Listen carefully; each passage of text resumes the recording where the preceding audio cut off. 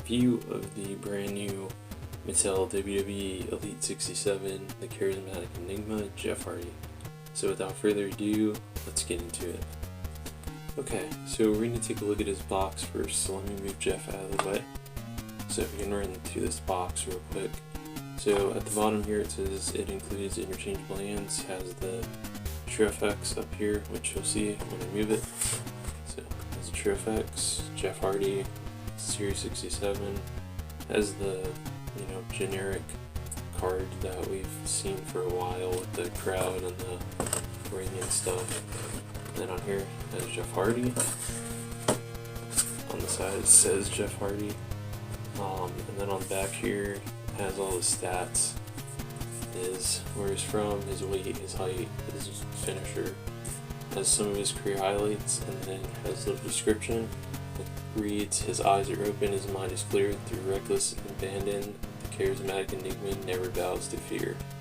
So that's really cool, and they did this Photoshop thing of him running down and high-fiving the fans, but they're all blurred out, so it makes no sense. And then here has the rest of the figures in Elite Series 67. So it has Shayna Baszler, Jeff Hardy, which we're taking a look at, Randy Orton, Cedric Alexander, Velveteen Dream, and Rey Mysterio. I actually have Shayna Baszler.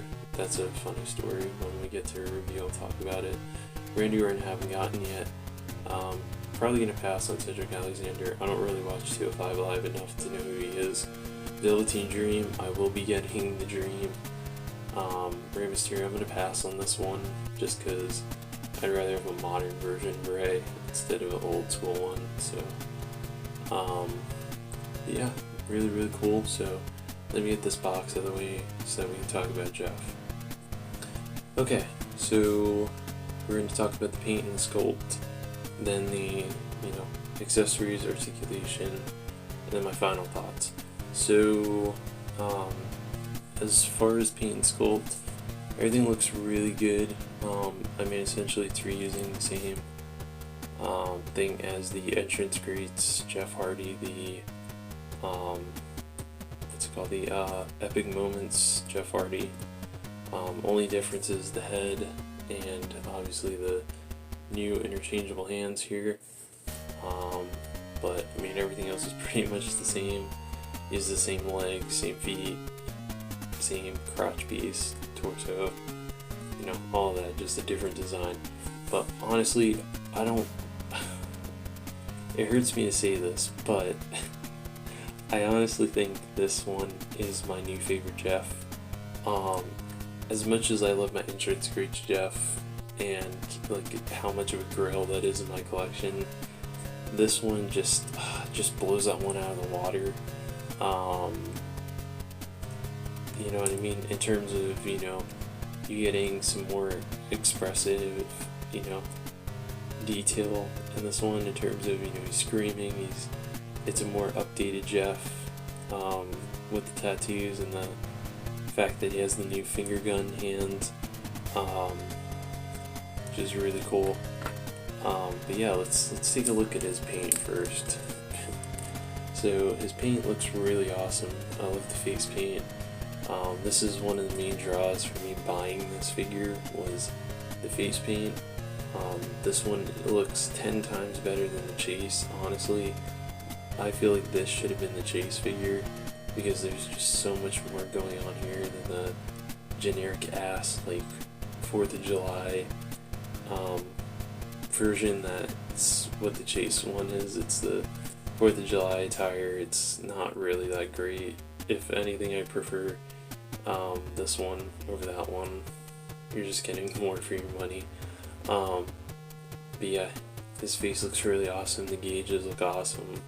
He has orange, blue, dark blue, and white for his face paint, and then he has the flames on each side, which I actually like this because Jeff has actually gotten he's actually gotten a lot more creative with his in terms of going out there with his face paint, which I dig. And then if you get a little bit closer to his face, you can see he has contact lenses in there, and this is where that True FX takes over. Now obviously when you do a digital print, it's not as, you know, because he has the face paint on, you can't really see it that much, but in terms of like the True FX sculpt, I mean, this looks exactly like Jeff. Like exactly like Jeff. Like all the way down to those gauges, which I think are dope because I am actually a huge fan of gauges. And yeah, really cool. They're in white. I love his hair. It's all like wet. It looks like it's all wet and slicked back. So I dig that. His arm sleeves are awesome. They're nicely sculpted, or well, they're nicely painted, with blacks and blues and splatters of white and blue and black. I think that's awesome, and it goes all the way onto the part that cuts off where his thumb is. And if you look at his thumb, there's just all this detail on the tattoos on his hands. Yeah, you can see all that right there. Just really nicely detailed, man. And then in terms of the sculpt, I mean, it's essentially just reusing the same parts from the previous Jeff Hardy figures, with the exception of including these new hands, which I am a huge fan of. I remember when I saw this figure at Ringside Fest, or at least pictures of it. I couldn't actually go. I mean, plane tickets are expensive, so obviously I couldn't go. But yeah, this figure, I saw this one and I saw the Shayna Baszler prototype, and I knew that I was going to pick them up as soon as they dropped, and well, luckily, I had, income coming in, so I was able to grab it, so it was really cool. But yeah, that's pretty much it for the paint and sculpt. Let's talk about the accessories. Okay, so in terms of his accessories, he comes with a pair of these. These are his alternative hands. These are the ones that actually come on the figure when you take him out of the box. The finger gun ones are the ones that are the interchangeable ones, if I remember correctly. But these are cool. You can, yeah, that's right. These ones are the interchangeable ones, but obviously I've kept the finger gun ones on there just because they look way cooler. But you can see a lot more detail in terms of the tattoo on the right hand here, and then on the left one, not so. Oh yeah, you see a little bit of his tattoo creeping through right there. But yeah, really cool. And then of course it has the wrapper on his thumb. He does on his arm sleeves with the finger gun hands. So those are cool. So I like those, and obviously these are the new Elites, so they have the interchangeable hands. So those are really cool. And then of course he comes with the United States Championship, which he held at the time that he was wearing this attire.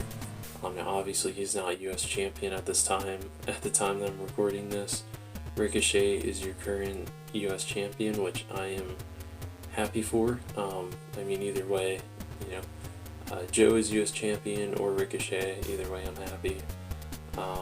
But yeah, really cool, really designed, and really detailed. I never owned this belt, so this is cool to add to the collection. And yeah, really cool. So that's pretty much his accessories. No stand, no alternative head or anything like that. But yeah, really cool. And so yeah, let's talk about articulation. Okay, so in terms of articulation, it's pretty much the same thing as the entrance crate Jeff Hardy. Although, because it's the same figure except for a different head here, so I think mine's a little stuck, but his head can rotate 360. I don't know why you would do that unless you want to kill your Jeff Hardy figure, but yeah, his joints are really stiff. His arms can rotate 360, swivel, so he can do that. So he can do his little dance. His arms have the single bend, rotation at the wrist, can hinge. Has a hinge in the wrist, that can go side to side, but if you rotate it, it can go up and down. His ab crunch only goes forward this much, and goes back that much, which this is really where my issue was with the entrance grates one, and they still didn't fix it, whereas ab crunch could go back more, so he could do an actual swanton bomb. He has a diaphragm rotation, which I forgot to mention on the Finn Balor review, so please forgive me. The Toys R Us exclusive one. His arms can, or I'm sorry, his legs can go up that much, can kick out that much, has a thigh swivel, double jointed knees, and then he has a slight movement in there. It's kind of on a ball joint, so it's cool. And it does have kind of an ankle rocker in there, but because it's a different build of a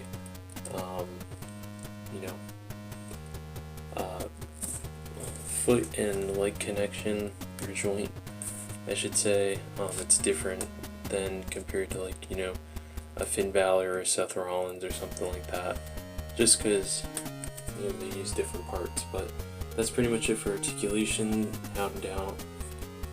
Sorry. Now for my final thoughts.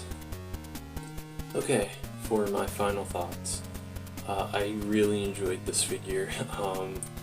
I've been messing around with it the little times that I get, in terms of before I have to go to work and days off, which are pretty limited, but I still get a lot of enjoyment out of this new Jeff Hardy.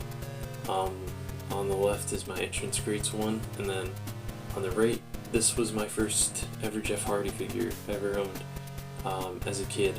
So yeah, surprisingly he's held up really well. This is the Toy Biz TNA Jeff Hardy.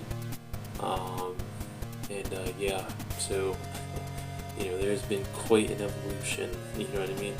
How we went from that to this. So overall, I mean, it's really cool to slowly building up the Jeff Hardy collection now. I really do enjoy the entrance grates one, but I mean, this new one has a lot to offer that the old one doesn't. Granted, the entrance grates one does have the glow-in-the-dark face paint and the fabric shirt, but I mean, instead of the fabric shirt and the glow-in-the-dark face paint, we get a more unique face paint, as well as interchangeable hands and a title, which the entrance grates one should have came with, since he won the damn WWE Championship and was champion at this time. He was holding the WWE Championship, so I don't know. But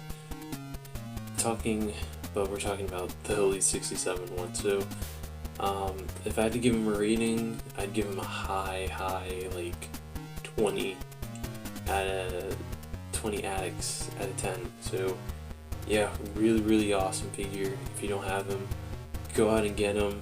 If you can't find him in your stores, check Amazon. If you have the Amazon Prime, you can get him next day shipping. So yeah, that's pretty much it for me. Thank you very much for watching, and Action Figure Addict 112